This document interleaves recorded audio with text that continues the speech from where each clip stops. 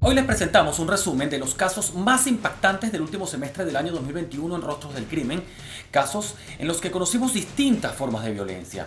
El peligro de las redes sociales en menores de edad, la discriminación por tener características u orientaciones diferentes, el secuestro de un hombre por motivos pasionales y siniestros marítimos y viales son las historias que les presentaremos esta noche.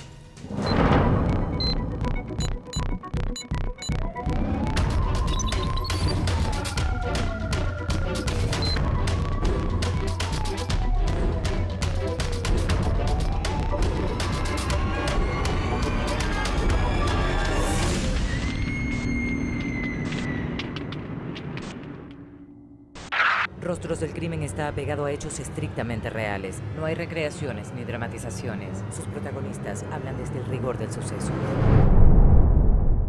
El Internet y las redes sociales son una herramienta para mantenernos comunicados de forma inmediata. Son muchas las ventajas cuando se les da un buen uso. Pero ¿qué pasa cuando hacemos mal uso de ellas? Una de las víctimas más vulnerables a ser captada inocentemente son los niños y adolescentes.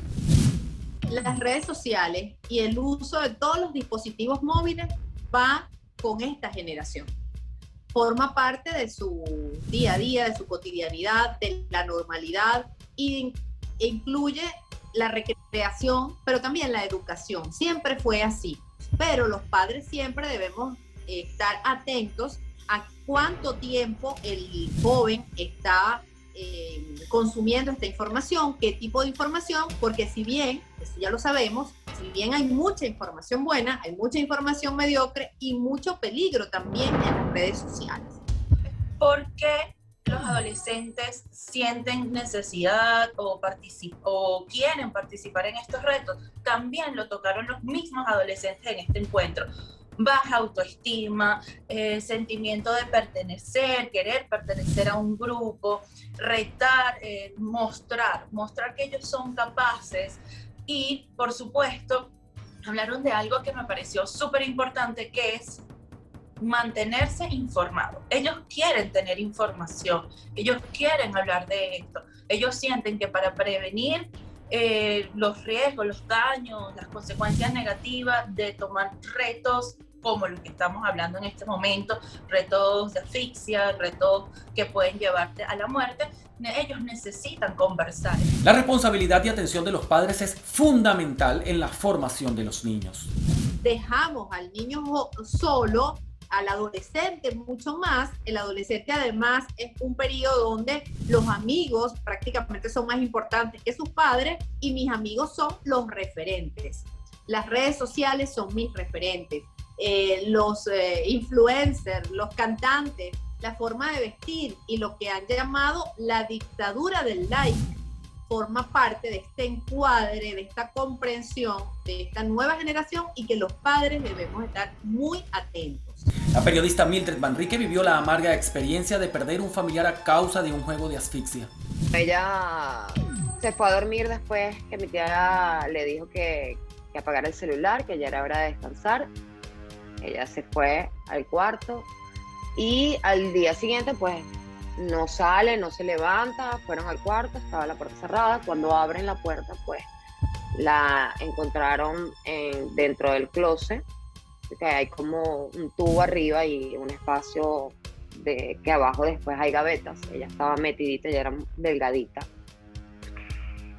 y estaba con una correa atada al cuello, con un nudo, según me comenta mi familia, un nudo muy bien hecho, que también tuvo que haber visto en las redes sociales cómo hacerlo, ¿no? Y pues se notaba que en el momento que sintió que no tenía, se guindó, pues, y en el momento que me imagino que se vio que no podía respirar, buscó quitársela y no podía y se rajuñó todo el cuerpo, el cuello. O sea, tiene señales de rajuño porque, bueno, me imagino que intentaba pues quitárselo y lamentablemente no pudo. Para Mildred y su familia fue un momento duro e inesperado. Nadie se imaginó esto y simplemente pasó y solamente Dios sabe lo que pasó por la mente de mi primita en ese momento en medio de su inocencia, que quiso como que ejecutar un juego que no es juego y la gente lo tiene que entender y dejarlo de llamar juegos de asfixia, porque eso te lleva directamente a la muerte, sea lo que hagas, todo lo que hagas en contra de ti atenta contra tu vida y no sabes si puedas soportar un segundo sin respirar, porque no todos los cuerpos reaccionan igual. Es importante orientar a nuestros hijos sobre los peligros del mal uso del Internet.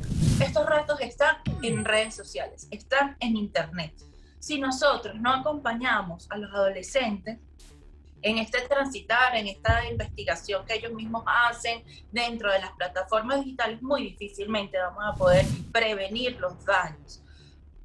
¿Qué podemos hacer? Mantener la escucha y mantener un canal abierto con ellos de comunicación para escuchar, para entender qué están viendo ellos en esas redes, en los lazos familiares. Pero si dejamos de lado el fomentar los lazos familiares y dejamos que Internet se ocupe de la distracción de los niños, niñas y adolescentes, pues estamos incurriendo en un error que puede llevarnos a episodios trágicos como el que estamos viendo. No son más valiosos por participar en un reto que saben que los puede poner en riesgo. No son más por estar allí. No pertenecen más a un grupo por solamente retarse y participar y poner en riesgo su vida. La recomendación es a conocer qué ven nuestros hijos en redes sociales, así como a orientarlos sobre lo bueno y lo malo. Limiten lo que ven, limiten las descargas, limiten las aplicaciones. Hay aplicaciones de edades comprendidas entre y tal.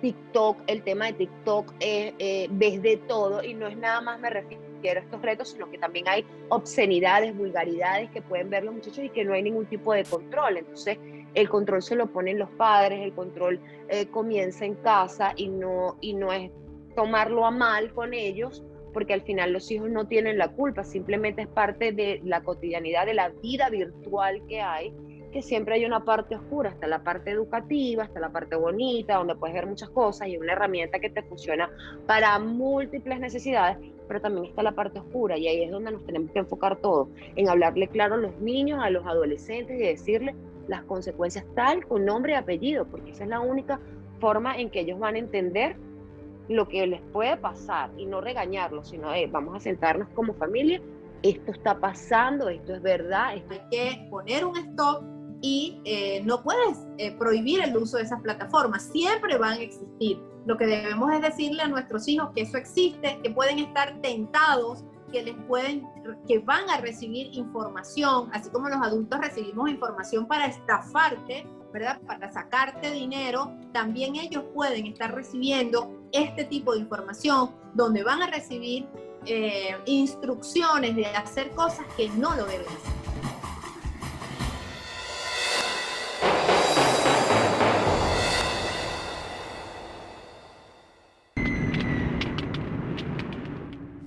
La discriminación hacia una persona con características u orientaciones sexuales diferentes a la común se suele ver con mucha frecuencia. Uno de los casos de discriminación más virales del 2021 fue el que ocurrió en un restaurante de Caracas. Estábamos un grupo de amigos, además activistas LGBT,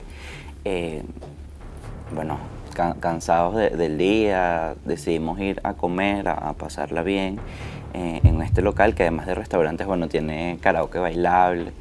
Y cuando estábamos allí, de verdad teníamos mucho rato. Eso es un local que además ya habíamos frecuentado, que sabemos de otros amigos LGBTI que también han ido y no ha habido ningún problema. Pero bueno, hasta ese día que fuimos y sucedió lo que sucedió. Una pareja de amigos se paró a bailar. Cuando ellos se paran a bailar, a los 30, 40 segundos, se acerca un vigilante y les dice que se tienen que separar y retirar del local porque estas conductas no son aceptadas allí. Vamos a preguntar al encargado y el encargado dice que eso es una política del local porque el dueño es clásico. Con clásico asumo que se refería a conservador. Los representantes del local afirmaban que esas conductas eran inapropiadas para ese restaurante. Cuando le vamos a reclamar al gerente, le dice que que él en lo personal sí ve este show, no le gustaría porque le daría asco ver a dos personas, a dos hombres bailando y que además su familia estuviera expuesto a esto. Nos corrieron por haber dos hombres homosexuales bailando. Estaban bailando merengue, no estaban bailando ningún tipo de música que tú puedas decir que era algo indecente o algo por el estilo. Además, las expresiones de a los que se refieren a nosotros como un show y que dábamos asco, bueno, fue bastante humillante, fue un golpe directo a la dignidad de cada uno de nosotros. Así como Yendri, Daniel Mendoza, conocido como Daniel del Flow, también fue víctima de discriminación en un gimnasio por su discapacidad visual. Yo comencé a entrenar en un gimnasio gracias a un amigo que entrenaba allí. Él me dice: Dani, estoy entrenando en un gimnasio, ¿quieres entrenar conmigo? ¿Quieres vivirte esta experiencia? Era la primera vez que yo asistía a un gimnasio, porque antes era menor de edad, no podía ir a las instalaciones. Como cumplí 18, pues me pareció una excelente oportunidad y una gran experiencia, así que fui.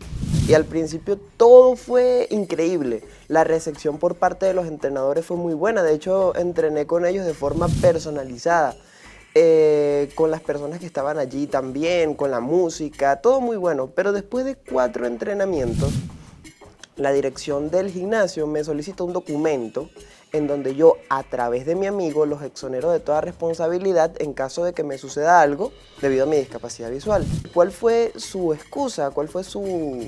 ¿Qué fue lo que alegaron? Que tengo discapacidad visual. Me dijeron: mira, lo siento, tienes discapacidad visual, acá no puedes estar, no puedes hacer ejercicio con nosotros, porque eres mucho riesgo para nosotros. De hecho, me dijeron que podría representar un riesgo, porque si me pasaba algo en alguna de sus máquinas, yo podía echarles la culpa a ellos y decir que fue por falta de mantenimiento, porque, y aquí hago una acotación, en el documento que les entregué decía que, bien, yo asumía mi responsabilidad, pero que ellos tenían que tener sus máquinas en un estado óptimo de mantenimiento. Cosa que yo creo que está bien, porque tengas o no tengas discapacidad, tú deberías entrenar en máquinas aptas, porque si no, no importa la discapacidad, igual podrías lesionarte. Ellos me dijeron que si yo me lesionaba les podía echar la culpa a ellos cuando la culpa la tenía yo. Pero les pongo un ejemplo: si yo estoy en una caminadora y esa caminadora se detiene y por ello yo me lesiono, ¿mi discapacidad tuvo un juego allí? No, habría que determinar si la caminadora estaba en buen estado o no, pero mi discapacidad no tuvo juego allí. Pero por más de que le dije esto y dialogué, la respuesta siguió siendo no, porque tienes discapacidad, tienes que buscarte otro establecimiento. Daniel tomó acciones legales en contra de ese gimnasio. Yo levanté una denuncia en el Ministerio Público en contra del gimnasio. Yo pensé en una demanda legal y también pensé en una denuncia, pero fuimos con una denuncia porque realmente lo que yo quiero, lo que pretendo con todo esto es concientizar. En ningún momento pretendo herir o atacarlo, simplemente quiero concientizar que la discriminación se minimice y se elimine. Entonces decidí ir por los órganos legales, por los órganos judiciales, fui al Ministerio Público y levanté una denuncia y pues ahorita la Fiscalía se está encargando de el procedimiento correspondiente. La lucha de Daniel no es contra el gimnasio, sino contra la discriminación, para que actos como estos no sigan ocurriendo. Yo creo que por ser seres humanos deberíamos eliminar la discriminación, porque no concibo que en pleno siglo XXI, 2021, sigamos hablando de esto como un tema que se deba debatir. Yo creo que simplemente es no a la discriminación y punto. Yo no he dejado de hacer cosas en mi vida por tener una discapacidad. La discapacidad visual me ha enseñado que hay estrategias distintas para llegar a un mismo objetivo. Imagínate que tú quieres llegar a una playa y hay diferentes caminos. Está el camino coloquial, el que todo el mundo utiliza, y está un camino que tú tienes que descubrir. Resulta ser que cuando tú tienes una discapacidad no puedes utilizar el camino coloquial, el que todo el mundo utiliza. Tú tienes que descubrir otro camino. ¿Y qué pasa? Que a veces esos caminos no están creados, te toca a ti construirlos. Eso es lo que a mí me pasa con la discapacidad visual, que hay muchas cosas que no puedo hacer como lo hace la gente en su cotidianidad, sino que tengo que crear caminos, pero eso es increíble porque eso te hace más fuerte. Tienes que enfrentar retos, tienes que enfrentar desafíos, y esos desafíos te hacen más fuerte, te hacen tener una percepción distinta de la vida. El respeto y la igualdad de derechos son fundamentales en el desarrollo de una sociedad. Todos somos diferentes y que está bien, que la diversidad además como nos enriquece como sociedad, y que con quien yo elija estar, con quien yo quiera estar románticamente, no me hace ni menos persona ni menos ciudadano por eso. Yo creo que entender que las diferencias nos enriquecen sería un primer paso para poder construir y aportar a la construcción de una sociedad de respeto, de inclusión. Al final, nosotros tampoco estamos buscando aceptación, nosotros no estamos buscando el permiso de nadie para existir, porque existimos y estamos. Lo único que queremos es que no nos discriminen, que ser gay, que ser lesbiana, bisexual, trans, intersex, queer, no sea una excusa para que nos puedan sacar de locales, para que nos puedan prohibir hacer cosas que hace el resto de las cosas.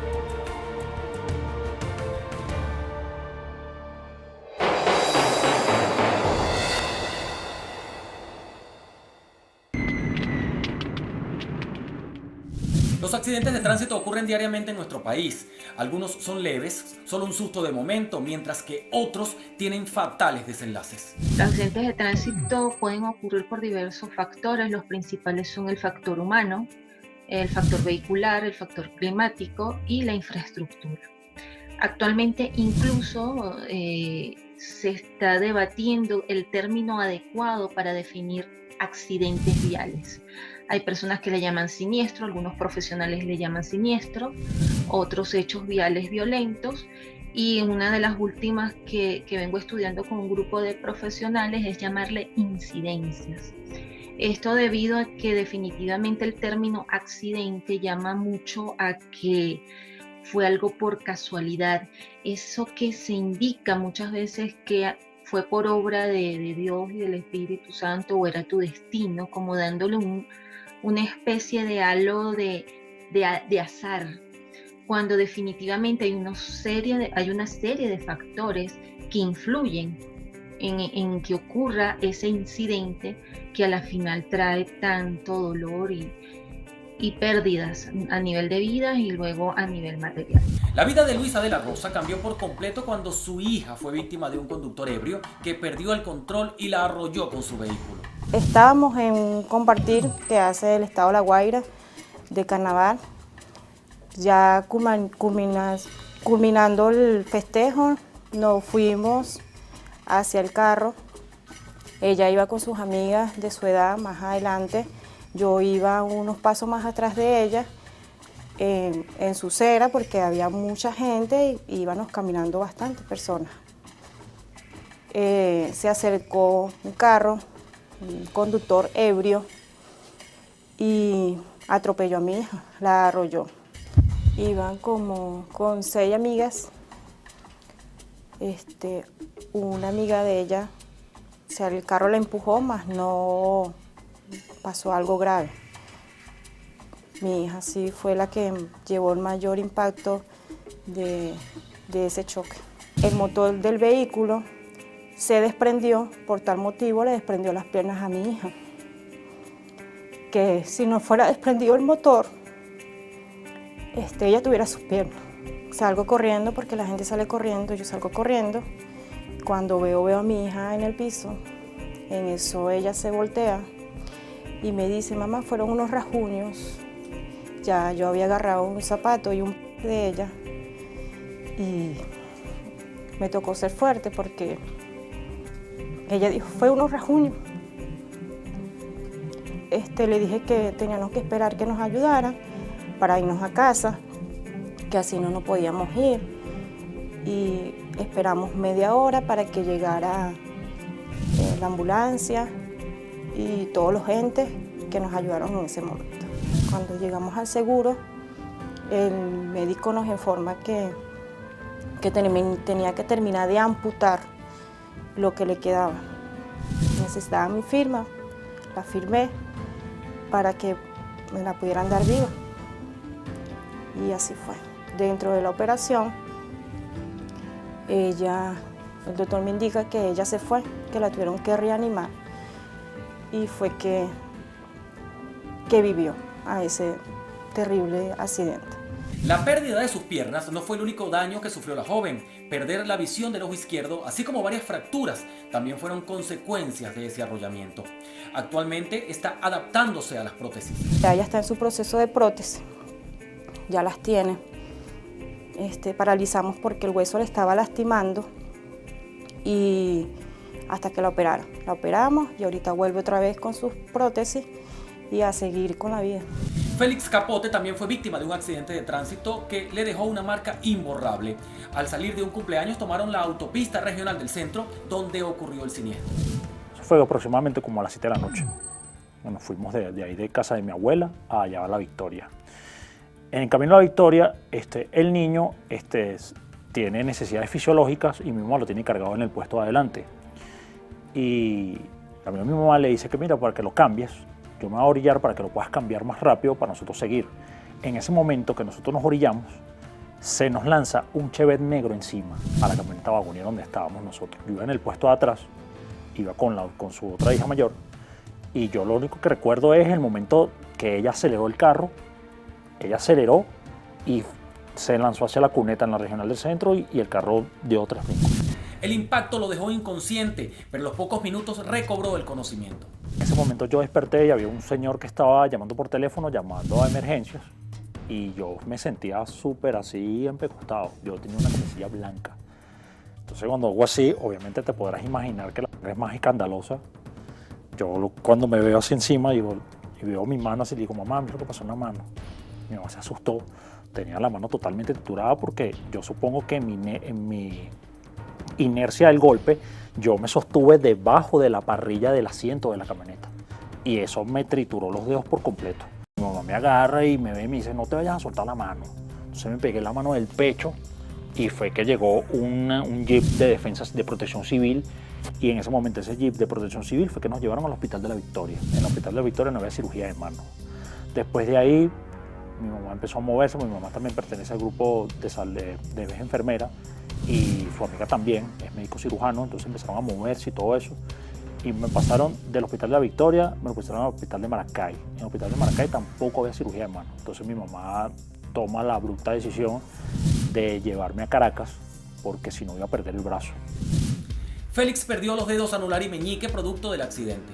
Lo que más duele es ese imprevisto y muchas veces el nivel de violencia con que se suceden estos hechos, ¿no? Estamos hablando muchas veces de mutilaciones, de un cambio de vida, porque entonces te quedas de la noche a la mañana. No es que la persona viene padeciendo una enfermedad y bueno, te preparas, no, sino que de la noche a la mañana o pierdes al sostén del hogar o pierdes al miembro más pequeño de la familia, o las personas quedan cuadraplégicas o paralíticas, o les cambia la vida totalmente. Psicológicamente es totalmente traumático. De hecho, se plantea que la ayuda psicológica luego de un siniestro vial es totalmente necesario. Al conductor, en la casa nos espera alguien. Entonces vamos a ir poco a poco, porque no tenemos que tener apuro.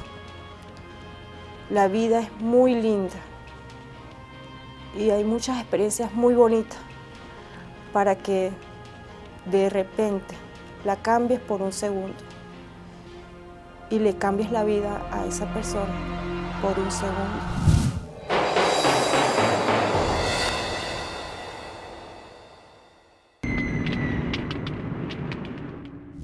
Uno de los crímenes más terribles es el secuestro. No saber qué pasará con su vida y vivir bajo las condiciones de un grupo de delincuentes con la incertidumbre de no saber qué harán es un momento desesperante para cualquiera. Eso ocurrió con Arnoldo Figuera, un joven que fue secuestrado presuntamente por la orden de su ex esposa y la actual pareja de ella, y más nunca supieron de él. La ex esposa, bueno, como te cuento, ella fue infiel, descubrimos la infidelidad. Estando en mi casa, nos dimos cuenta de que ella se tomaba fotos de sus partes y se las mandaba a otra persona y la otra persona le respondía con sus partes también, y entonces descubrimos, bueno, mi hijo porque mi hijo estaba enamorado de esa señora, de verdad estaba enamorado de ella. Tuvieron solo a Adrián, no tuvieron más hijos. Él requirió mis servicios para el tema del divorcio. Yo desde los inicios de ese proceso le dije que en virtud de la motivación, porque bueno, estábamos frente a ante una infidelidad abierta, yo le recomendé que lo deseable era que ese vínculo matrimonial se disolviera. 2 años en esa pelea de que ella lo denuncia, porque claro, él la descubre, ella lo denuncia supuestamente por agresión, y le ponen una denuncia en fiscalía que no procedió porque se dieron cuenta que era mentira todo lo que ella había dicho, de que supuestamente él era una persona que estaba armada pues por su trabajo, por sus cosas pues, y ella supuestamente decía que ella le le convenía era sacar a Arnoldo del apartamento para poder inmediatamente meter al marido que es el que está ahorita involucrado con ella en el caso. Incluso estuve allí presente cuando él sale de su casa, sale apenas con las pertenencias, la ropa además metida en bolsas negras, una cosa de verdad bastante desagradable.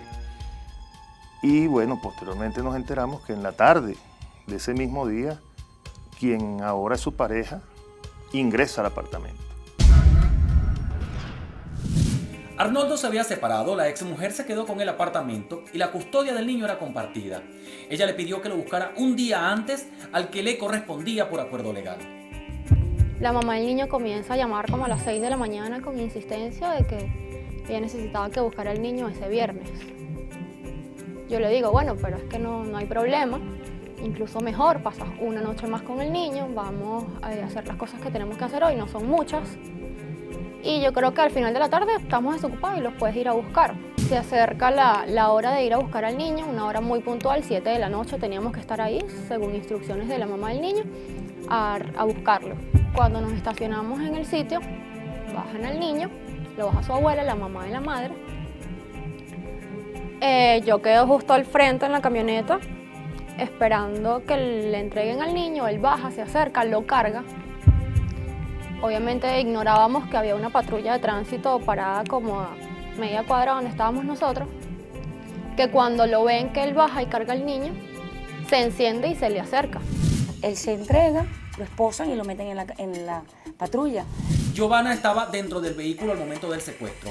Intentó bajarse a ver qué pasaba, pero se le atascó el cinturón de seguridad. En ese momento de forcejeo con el cinturón se me monta un tipo totalmente armado que se sorprende al verme, porque pensaban que él estaba solo, la camioneta tenía vidrios ahumados, no se veía nada hacia adentro. Y cuando me ve se sorprende y yo noto que no sabe qué hacer, no sabe si decirme que me baje, si llevarme con ellos. Yo le pregunto por Arnoldo, no me dicen nada, que cuál es el procedimiento, qué está pasando, qué policías son ustedes. Nadie, no sabe responderme esas palabras porque evidentemente no estaba preparado para encontrarse conmigo. ¿Cómo puedo forcejeo con él? Estando incluso armado, no sé de dónde me sale la valentía de preguntarle. Me ve que agarra el teléfono y las llaves para bajarme y me agarra, tengo que morderlo, me golpea en la cara y logro abrir la puerta y prácticamente lanzarme de la camioneta en movimiento. Tras ocurrir el hecho, Giovanna se comunicó con la familia de Arnoldo y ellos contactaron rápidamente a su abogado. A mí me contactan a pocas horas de haber sido secuestrado este amigo, este buen amigo. Y bueno, por supuesto lo que procedía, pues inmediatamente nos fuimos a la División Antiextorsión y Secuestro del 6CPC. Allí muy amablemente nos atendió el comisario en ese entonces, que era el jefe de la división, y se iniciaron las investigaciones. Por supuesto, en las primeras de cambio lo que se trataba era de determinar quiénes eran los responsables y más o menos bajo qué motivación se genera el secuestro. En ese sentido, a mí me solicitaron que si yo tenía algún indicio de alguna persona que pudiese estar involucrada en ese asunto, y como ya veníamos con ese calvario que significó esa disolución del vínculo matrimonial, que fue, como les dije, bastante traumática, yo inmediatamente le informé a las autoridades que me parecía que si había alguien a quien investigar, había que hacerlo con la ex esposa.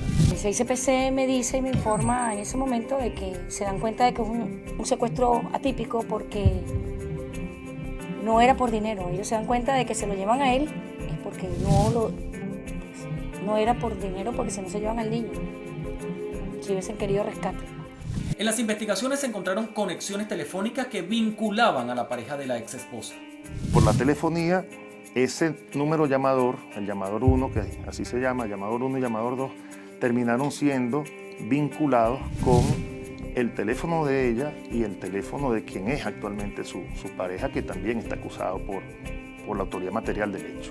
La única persona que lo amenazó de muerte fue la pareja de ella. ¿Me entiendes? La pareja de su ex esposa fue la que lo amenazó de muerte estando yo con él en su casa. La pareja de la ex esposa asumió toda la responsabilidad de los hechos cuando fue detenido. Dice que sí, que él fue el que planificó, que él fue el que ideó, que él fue quien hizo posible todo el tinglado para la comisión del hecho. Pero por supuesto, esa autoinculpación la hace deliberadamente con el objeto de ponerla a ella en la calle para que ella pudiera acceder de alguna manera a los recursos necesarios. Detectaron un movimiento irregular en las cuentas de Arnoldo y de inmediato su madre se comunicó con el abogado para ver qué estaba pasando. Yo le digo, mira, a mí me dieron este papel, estas creo que son las claves de los correos, yo no me había metido. Y él se mete y se da cuenta y me dice, mira, las cuentas de Arnoldo las está moviendo, del Bank of America. Yo como que las está moviendo, si eso debe estar... Yo no me he metido con eso, no, Aide, las está moviendo. Y la última transacción fue hecha ahorita, el 7 de diciembre. Nos dimos cuenta de que ellos activaron, inmediatamente yo llamo a Rubén, a mi abogado, y le digo y le echo el cuento y me dice, ¿cómo? Sí. Bueno, las estaban moviendo desde junio, desde el mes 6. O sea, ellos esperaron 6 meses de que la situación, o sea, o esperando a ver si yo me daba cuenta de que las cuentas o de que si me había metido en los correos, no, ellos esperaron y como ellos vieron de que yo no me había metido a hacer nada, y comenzaron a hacerlo ellos. Sustrajeron el dinero de las cuentas internacionales a cambio de activos con una tarjeta de débito de Arnoldo. Actualmente son acusados por varios delitos. Ahora mismo están siendo procesados, están siendo acusados por el delito de secuestro agravado, hurto y robo de vehículos, porque en el decurso del proceso del secuestro posterior se comete también el hecho de que se llevaron 2 carros que eran pertenecientes a la víctima, hurto agravado porque fueron al apartamento. La familia pide justicia y encontrar a Arnoldo para poder cerrar este ciclo. Todavía sigue desaparecido. Quiero que haya justicia porque este capítulo tiene que cerrarse de alguna manera. O sea, nosotros no tuvimos un entierro, un velorio, nunca vimos nada de él, no sabemos nada. No se ha hecho nada concluyente. Todavía vamos a 3 años y esto no se ha cerrado. Él tiene un hijo que necesita un cierre emocional. Ese niño necesita saber qué pasó con su papá. Necesita saber de justicia. Nosotros necesitamos calma. Vivimos en una ansiedad, en una paranoia, porque no sabemos en qué momento puedan atentar contra nosotros.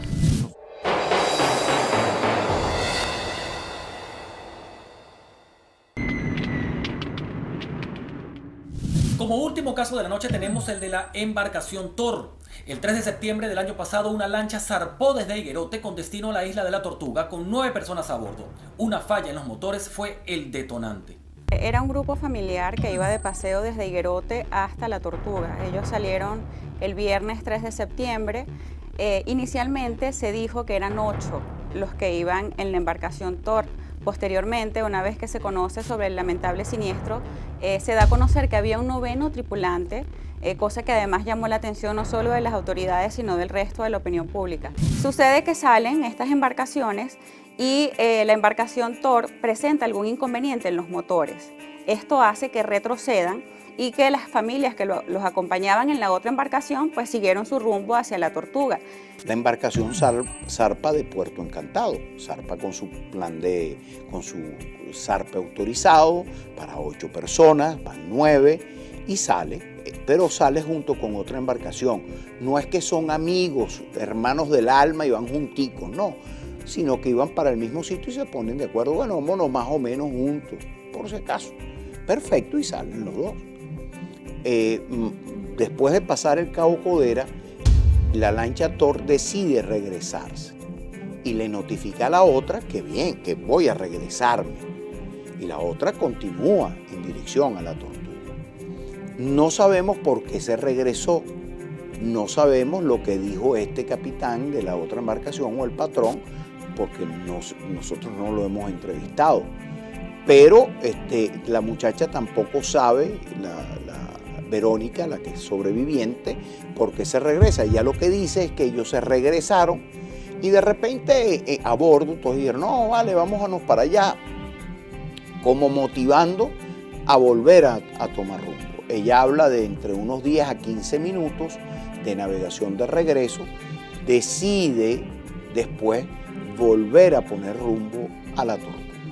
Lo cierto es que él no llega a la tortuga, sino sobrepasa la tortuga y navega casi 2 horas y pico más, que vienen siendo más o menos entre 25 a 30 millas más lejos del área de la tortuga. Cuando la otra embarcación viene de regreso, que viene el domingo, y hace otras cosas, navegan por allí, etc. Cuando llega la marina se da cuenta que están los carros de la gente de la TOR y que la TOR no está allí. Y es cuando él a las 11 de la noche del domingo informa que la TOR no llegó a su destino. Allí hacen la alerta a las autoridades el domingo, digamos en horas de la tarde. Allí comenzó todo el protocolo de búsqueda, empezaron a establecer los contactos con guardacostas, pescadores. El piloto Francisco Pacheco participó en el rescate y él, junto a su equipo, enviaron las primeras coordenadas de un objeto irregular que flotaba mar adentro. En una de esas vueltas, yo diviso un puntico muy pequeño blanco en el mar que se confundía con las crestas de las olas. Entonces yo le digo a Coppola, ahí están, le digo, ok, marca el punto. Se marca el punto en el GPS, le digo, vira por la derecha. Cuando vira por la derecha se me pierde el punto y de repente volvió a aparecer el puntito. Aquí lo tengo, vuelve a marcar ahí, ok. Marcamos esa coordenada, descendimos a 300 pies en el avión y ahí nos quedamos circulando por aproximadamente una hora 5 minutos. Las coordenadas fueron recibidas por el helicóptero de rescate de los bomberos de Miranda y dieron con los náufragos. Vemos el helicóptero que viene, el helicóptero a los 2 minutos, yo le digo capitán, sigue ese rumbo y por allí los va a ver. A los 2 minutos me dice el capitán, aquí los tengo. Entonces, oye, nosotros decimos, bueno, wow, o sea, por favor, Dios mío. Entonces, a partir de ese momento, él hizo un hover es un vuelo estático sobre ellos. Okay, me comunico con el capitán y dice, capitán, entonces él me dice, están vivos, me dice. Oye, entonces le pregunto, ¿y los niños? Aparentemente están bien. En ese momento se lanza un buzo, el helicóptero baja muy bajito, en un vuelo bastante arriesgado. Lanzó el primer buzo, hizo un 360 sobre ellos y se fue directo a la patrullera. Jairo Sánchez fue el primer buzo en tener contacto con los sobrevivientes. Cuando vamos llegando al punto, por buena suerte de nosotros, antes de llegar al punto, nos encontramos con la embarcación Quiriquiri de la Armada, el patrullero. Y sobrevolamos sobre ellos nos visualizaron, nos hicimos señas. Y bueno, de ahí agarramos la ruta, las coordenadas que nos habían dado la gente del SAR. Cuando estamos llegando más o menos al punto, visualizamos la aeronave del SAR, lo que nos habían pasado la información. Cuando nos acercamos, visualizamos que eran los sobrevivientes del naufragio. Entonces ahí donde yo le hago señal a los pilotos que no se acerquen mucho porque la onda expansiva del aire de la hélice del helicóptero podía voltear la cava o el inflable donde se encontraban los niños con la madre. Entonces ellos se abren un poco, yo hago el salto aproximadamente entre 10 y 8 metros y nado hacia donde están los sobrevivientes. Al llegar ahí, la niña al verme se asustó, pues. Pegó un grito, yo la dejé tranquila, la calmé, chequeé a la mamá ya no poseía signos vitales. La otra muchacha que se encontraba en la cava, sí tuvimos unas palabras, yo traté también de calmarla. El niño estaba dormido sobre el pecho de la mamá. Yo le doy agua a la niña se me desesperó. Cuando vio el agua se me desesperó. Yo la calmo, le doy poca agua, llamo al niño, le doy agua también. Luego le paso el agua a mi compañero, él le da agua a la muchacha. Ella quiso como desesperarse también porque quería agua, sáqueme de aquí, tengo cuatro noches sin dormir. Y uno, tú sabes, haciendo el trabajo de psicología, cálmate, sí, ya estamos aquí para ayudarte. Luego llega la embarcación Kiriquiri de la Armada y nos prestan el apoyo. Uno de la tripulación salta al agua también y nos ayuda. Luego, bueno, abordamos a la persona, al patrullero, y ahí ellos también nos prestaron mucho apoyo. Al rescatar a los sobrevivientes, los trasladaron al puerto de La Guaira. Para abordar la unidad, yo me le presento al teniente jefe de la comisión y le digo que si tiene comunicación en tierra, que avise, pues que llevábamos a la víctima y necesitábamos coordinar lo que era ambulancia y todas esas cosas, pues, ¿entiendes? Para no llegar al puerto y perder tiempo. Apenas llegamos, ya estaban las ambulancias, se le hizo entrega de los pacientes y ellos lo llevaron al centro asistencial más cercano. Las otras personas que iban a bordo no han aparecido. Esta experiencia dejó mucho aprendizaje en cuanto a la seguridad marítima. Expertos en el área de seguridad marítima han insistido en la importancia de que las personas ante un siniestro de esta naturaleza permanezcan unidos el mayor tiempo posible, que adquieran la mayor cantidad de implementos que le permitan mantenerse a flote. También aseguran que por cada persona que vaya en una embarcación debe haber por lo menos 5 litros de agua para poder garantizar la supervivencia en el peor de los casos. En ambos casos, en el Thor y en el Rafa Junior, vemos que hay falencias en los equipos que debían llevar a bordo. No es que lo está diciendo Enrique Martín, es que los hechos hablan por sí solos.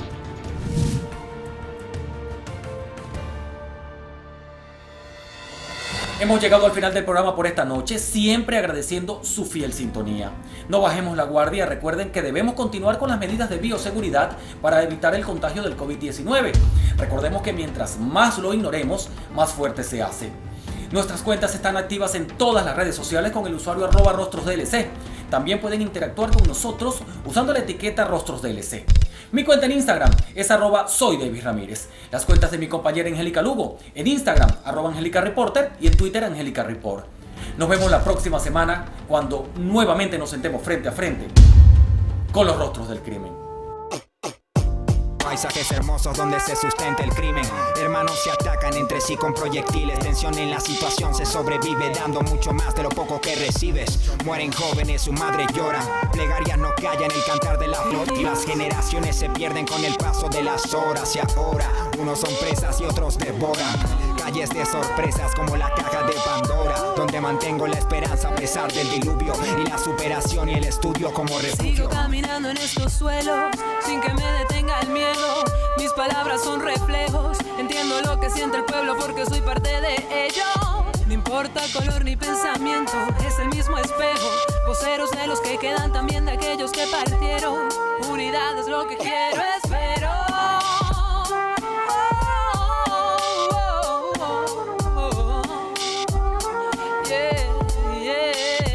Yeah.